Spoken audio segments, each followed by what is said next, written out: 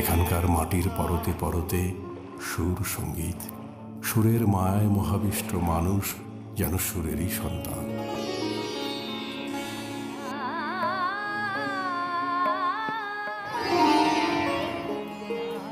Bengal foundation স্বপ্ন দেখে বিশ্ব সংস্কৃতির মঞ্চ মুখর হবে বাংলাদেশের ঢোলের বাদ্যে, বাঁশি, বীণা আর নূপুরের অপূর্ব ঝংকারে।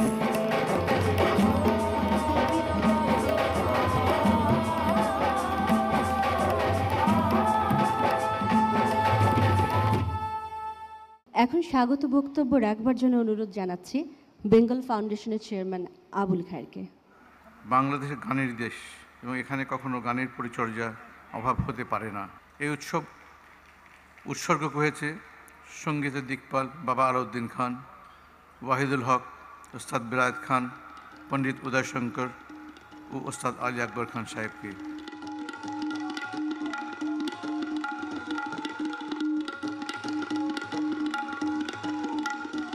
I wish the festival resplendence in its many faceted colors.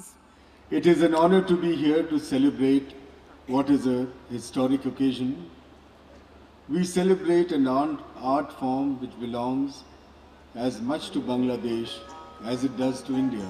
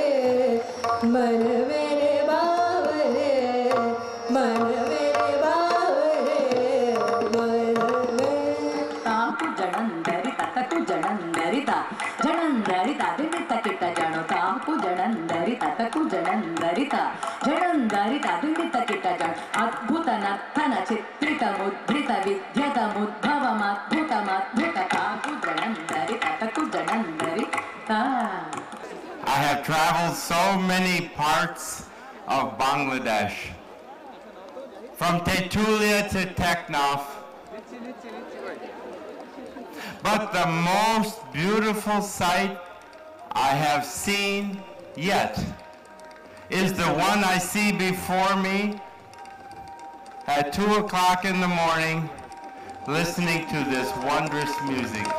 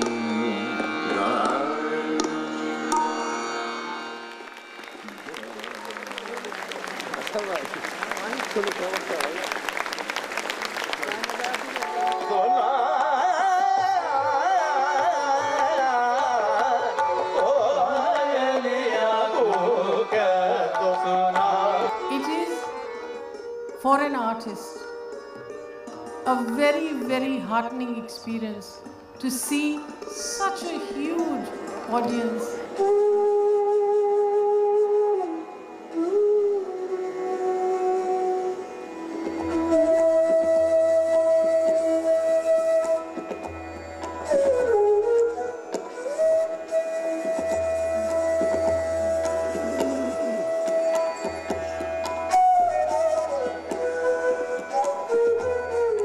আর আমি আশা করব, যদিও আমার বড় ভাই লিটু ভাই বলেছেন যে আগামীতে এই অনুষ্ঠানগুলো আরও হবে, আমার মনে হয় যে তিনি যে উদ্যোগটা নিয়েছেন এটা আমাদের দুই দেশের যে সেতুবন্ধন এটাকে আরও অনেক শক্তিশালী করবে আমার বিশ্বাস।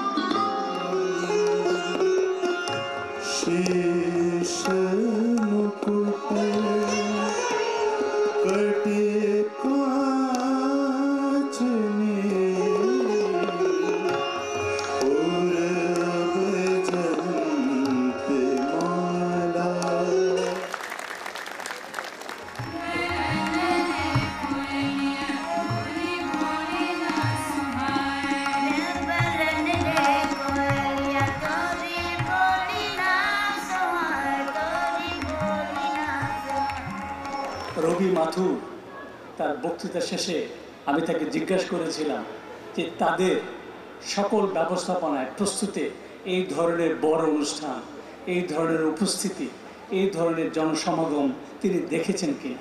তিনি বলেছেন তার দেখা, তাদের অংশগ্রহণ করা সকল অনুষ্ঠানের মধ্যে এটা সবচেয়ে বৃহত্তম, সবচেয়ে সংগঠিত এবং সবচেয়ে সুপরিচালিতভাবে এটা হয়েছে।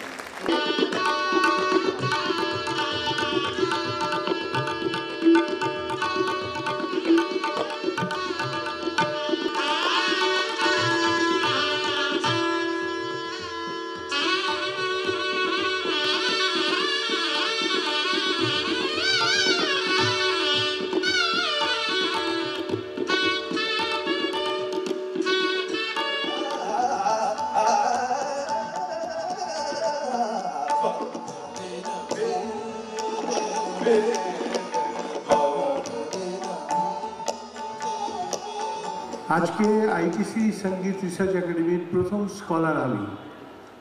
প্রথম ওই বাড়িতে আমি ঢুকেছিলাম ছাত্র হিসেবে যখন আমার বয়স ছিল 26।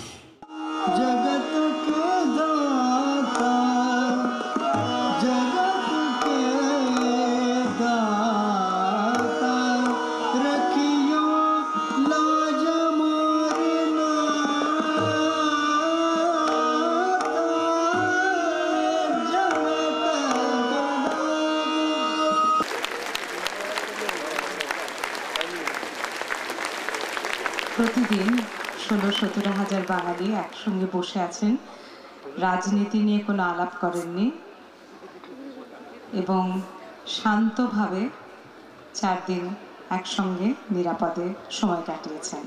এটা আমাদের জন্য একটা বড় অর্জন।